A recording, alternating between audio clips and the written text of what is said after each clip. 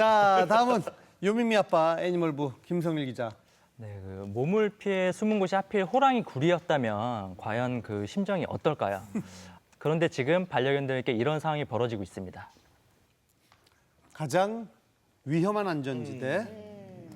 네, 그 얼마 전 한 커뮤니티에 올라온 글이 큰 논란이 됐었는데요. 글을 올린 주인공은 애견샵에서 근무했던 사람이었습니다. 그 자신이 일했던 애견샵에서 근무하던 직원들이 그 강아지들을 학대한다는 것을 목격했다면서 그 애견샵의 실태를 폭로했던 것이었습니다. 일단 폭력이 문제가 됐었는데요. 그 직원들이 강아지들이 못생겼다, 그리고 안 팔린다, 그러면 심지어는 내가 오늘이 기분이 안 좋다, 이런 말도 안 되는 이유로 해서 닫힌 공간에서 이제 목욕을 시키거든요. 그럴 때 강아지들을 심하게 때리거나 아니면 목을 이렇게 졸라서 숨을 못 쉬게 하는 그런 행동을 했고요. 게다가 그 어린 새끼 강아지들 같은 경우는 이제 설사를 많이 해요. 근데 설사를 치우는 게 싫어서 하루에 물을 2번밖에 안 줬다고 합니다.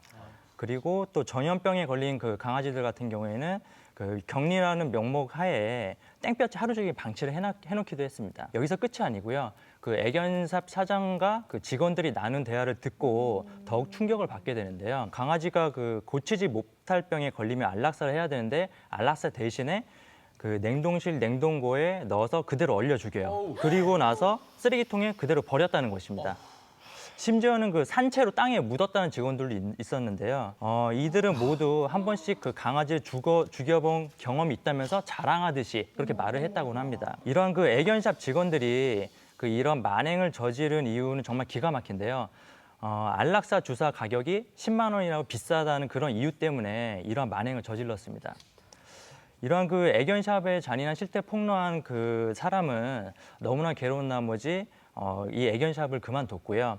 강아지 입양을 하려면 애견샵 대신에 유기견 보호소를 선택하라고 호소하기 위해서 글을 썼다고 밝혔습니다. 그렇다면 그 이 유기견 보호소가 그 과연 그 입양이 제대로 좀 이루어지고 있을까요? 근데 놀랍게도 그렇지만 않습니다. 최근 지방의 한 그 유기동물 보호소에서는요, 어처구니 없게도 개고기 업자에게 유기견 입양 보낸 사실이 들통이 나면서 큰 파장이 있었습니다. 그 25kg짜리 그 도사견 2마리를 입양하겠다고 한 A씨가 있었는데요. 이 보호소 입장에서는 가뜩이나 좀 입양하기 어려운 그 대형견들을 빨리 내보내겠다는 그런 생각을 했기 때문에 그 입양 절차 빨리 좀 신속하게 밟았어요. 근데 알고 보니까 A씨가 입양 서류에 적어놓은 주소를 보니까 다름 아닌 개고기 판매장이었습니다. 식용을 위해서 유기견 보호소로 입양을 한 것입니다. 그 공교롭게도 복날에 대형견 10마리를 입양한 B씨가 있었는데 이 B씨 집에는 입양한 유기견들이 한 마리도 없었어요.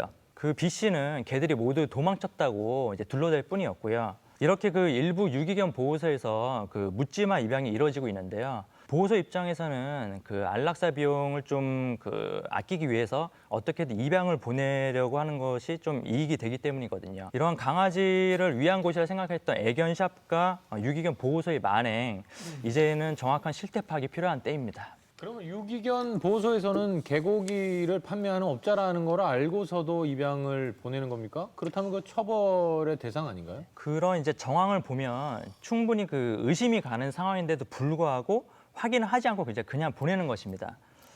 그리고 이제 정황이 포착이 됐더라도 조사가 이루어져서 고발이 됐더라도 대부분 이제 무혐의로 이제 처분이 끝나는 것이 대부분이거든요.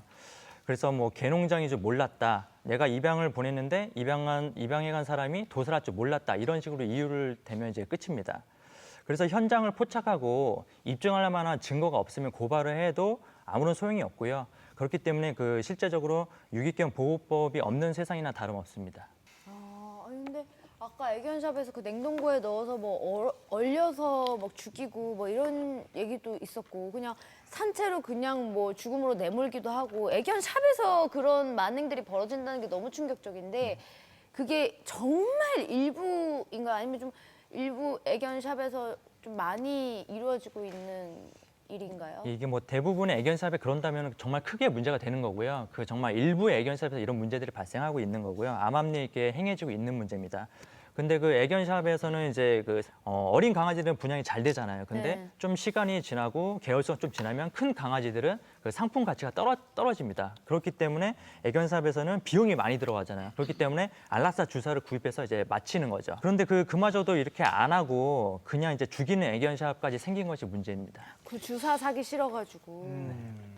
아니 그 애견샵이 문제가 좀 많은데요. 규제가 좀 필요할 것 같습니다. 예, 그 규제는커녕 올해는 그 애견샵 창업 시대가 붐이라는 그런 이제 기사까지 나올 정도였습니다.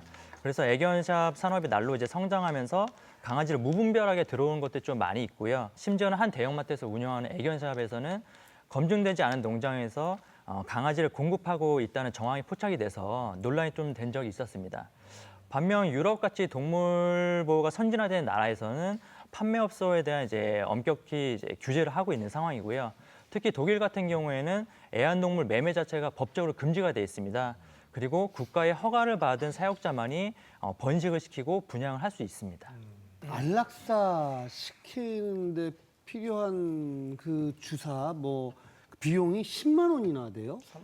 그게 싼 거는 한 10만 정도 하는 것 싼게 같고요. 10만 원이고 한 2, 30 예, 하잖아요. 2, 30 정도 30. 하는 게 아니 근데 그게 왜 이렇게 비싼지 좀 여쭤봐도 될까요? 그냥 안락사 주사만 맞춰서 죽는 게 아니에요. 그 안락사 주사를 맞추면 엄청나게 고통스럽다고 합니다. 거의 불에 타서 죽는 그런 이제 고통을 겪는다고 그래요. 근데 일부 이제 병원에서는 그렇게 하면 너무 이제 아프잖아요, 애들이. 그렇기 때문에 그 전에 이제 마취제를 놓고 이게 근육이 좀 이완되게 한 상황에서 안락사 주사를 놓고 그렇게. 아 그러니까 아무래도 마취도 시키고 또 안락사 시키면은 비용이 그만큼 들 수밖에 없군요. 자 마지막으로 정리해 주시죠.